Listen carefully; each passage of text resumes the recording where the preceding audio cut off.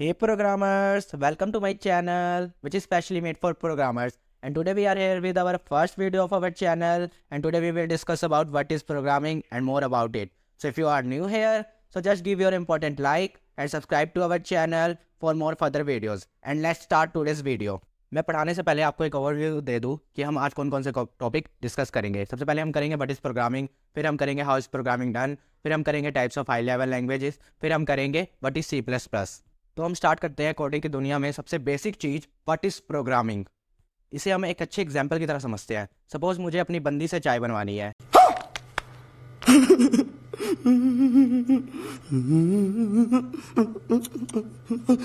और उसे चाय बनानी नहीं आती है, तो मैं उसे एक सेट ऑफ इंस्ट्रक्शंस दूंगा, ऑर्डर दूंगा कि देख सबसे पहले तो पतीला ले ले, उसमें पानी डाल, उसको गैस स्टोव पर रख दे, उसमें चाय पत्ती डाल, उसमें दूध डाल और शुगर डाल, और चाय ऐसे ही तेरी चाय तैयार हो जाए उस चाय को एक कप में डालकर मुझे सर्व कर दे। क्या बात है सर, क्या बात है सर, क्या बात है ये बात। और यही काम अगर मुझे कंप्यूटर से करवाना हो तो कंप्यूटर का तो हमारी ह्यूमन लैंग्वेज समझ नहीं आती है, और ना ही हमें कंप्यूटर की लैंग्वेज समझ आती है। कंप्यूटर तो ओनली 0 और 1 समझता है, तो हमें कंप्यूटर से काम करवाना है तो हमें कंप्यूटर की लैंग्वेज में ही उसको समझाना पड़ेगा। अगर मैं प्रोग्रामिंग को एक सिंपल लैंग्वेज में कहूँ तो प्रोग्रामिंग कुछ भी नहीं है। प्रोग्रामिंग डेफिनेशन है यही है कि अगर मुझे किसी बंदे से कुछ काम करवाना है कि देख भाई तुझे ये काम करना है और तू मुझे ये काम करके दे दे, तो इसे ही बस हम क्या कहते हैं, प्रोग्रामिंग कहते हैं। आओ हम थोड़ी बुकिश नॉलेज भी देख लें कि असली में प्रोग्रामिंग होती क्या है। What is programming? It is the process of creating a set of instructions that tell a computer how to perform a task. यहाँ पे सेट ऑफ इंस्ट्रक्शन का मतलब है प्रोग्राम। एक प्रोग्राम जो बताता है कंप्यूटर को कि कैसे एक टास्क को परफॉर्म करना है। इसके एग्जांपल है digital watch, alarm clock, refrigerator etcetera. अब हम बढ़ते हैं अपने अगले टॉपिक की तरफ। हाउ इज प्रोग्रामिंग डन, मतलब प्रोग्रामिंग कैसे होती है। तो programming is done by different level languages like machine level languages, assembly level languages, high level languages. हम बात करते हैं अपने फर्स्ट लेवल लैंग्वेजेस के बारे में, मशीन लेवल लैंग्वेजेस। मैं यहाँ 3 इडियट्स के मशीन के बारे में बात नहीं कर रहा, up down up down up down. मैं यहाँ पर कंप्यूटर मशीन के बारे में बात कर रहा हूँ। Machine level language only understand 0 and 1, ये सिर्फ और सिर्फ बाइनरी नंबर समझता है 0 और 1। यह एक लो लेवल लैंग्वेज भी होती है। लो लेवल लैंग्वेज का यहाँ पे मतलब है जिसको हार्डवेयर अच्छी तरह से समझ पाता है। फॉर एग्जांपल अगर मुझे 2 नंबर को ऐड करवाना है 3 + 5, 3 का बाइनरी क्या होता है 1 1, और 5 की बाइनरी क्या होती है 1 0 1। 3 + 5 का क्या होगा 8, और 8 की अगर हम बाइनरी करेंगे तो वो आएगा हमारा 1 0 0 0। अब आप सोच रहे होंगे बाइनरी क्या है, इसको हम और आगे आने वाली वीडियो में और अच्छी तरह से डिस्कस करेंगे। लेकिन आओ थोड़ी बुकिश नॉलेज भी देख लें मशीन लेवल लैंग्वेज के बारे में क्या लिखा हुआ है। इन computer programming machine level language only understand 0 and 1। It is a low level language whose hardware easily understands. It is only specific for own machine, not capable for other machine. Example 100 + 10 = 110। देखो वही चीज़ लिखी हुई है जो मैंने अभी आपको बताई। अब हम बात करते हैं असेंबली लेवल लैंग्वेज के बारे में। यह भी एक लो लेवल लैंग्वेज है जिसको हार्डवेयर अच्छी तरह से समझ पाता है। लेकिन हाँ, हम इसमें 0 और 1 में कोड नहीं लिखते हैं, हम इसमें सिंगल इंस्ट्रक्शन देते हैं। फॉर एग्जांपल अगर मुझे कुछ ऐड करवाने हैं 2 नंबर, तो हम देंगे ADD ऐड और 3, 4 ऐसे करके हम कुछ नंबर देंगे। इसमें एरर कम होने के चांसेस रहते हैं, यह ईजी टू अंडरस्टैंड होता है और रीड भी होता है। बट हाँ, ये भी स्पेसिफिक होता है सिर्फ और सिर्फ अपने कुछ ही मशीन के लिए, not capable for other machine. आओ चलो असेंबली लेवल लैंग्वेज के बारे में पढ़ते हैं। It is also a low level language whose hardware easily understand. In this we have not to write the code in 0 and 1. We have to perform every task in single instruction. It is easy to understand and read. It is only specific for particular operating system and computer architecture. Example ADD 4 + 2। अभी मैंने आपको बताया है, ये सब वैसे ही बिल्कुल same लिखा हुआ है। अब हम बात करते हैं हाई लेवल लैंग्वेज के बारे में, जो आज की दुनिया में सारे यूज़ कर रहे हैं और बहुत ज़्यादा यूज़ भी होता है इसका।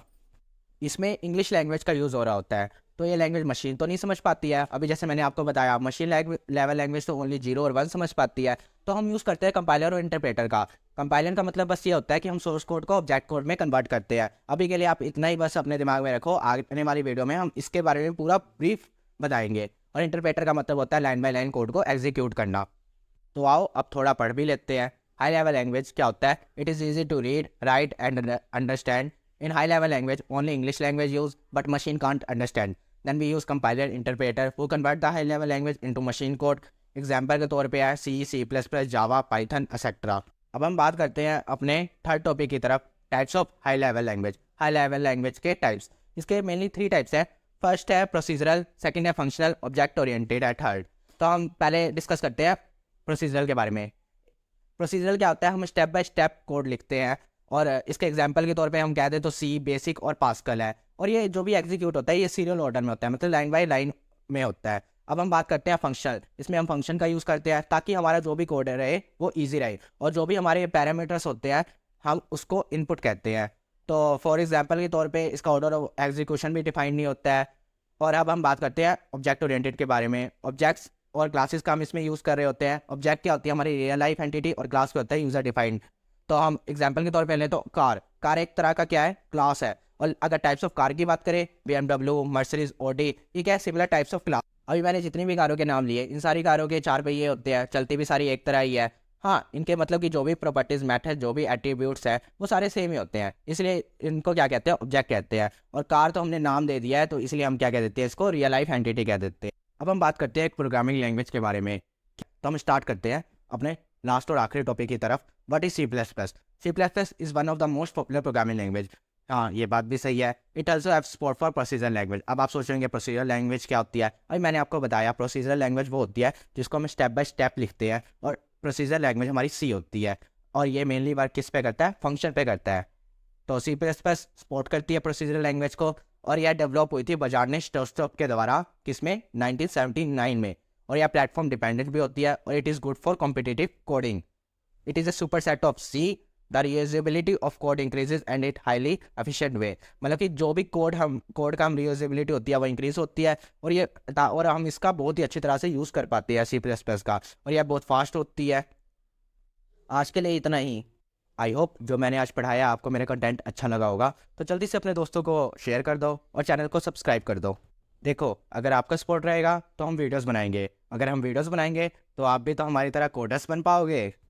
I hope you like the content of our video, so just give thumbs up to the video and hit the subscribe button for more videos.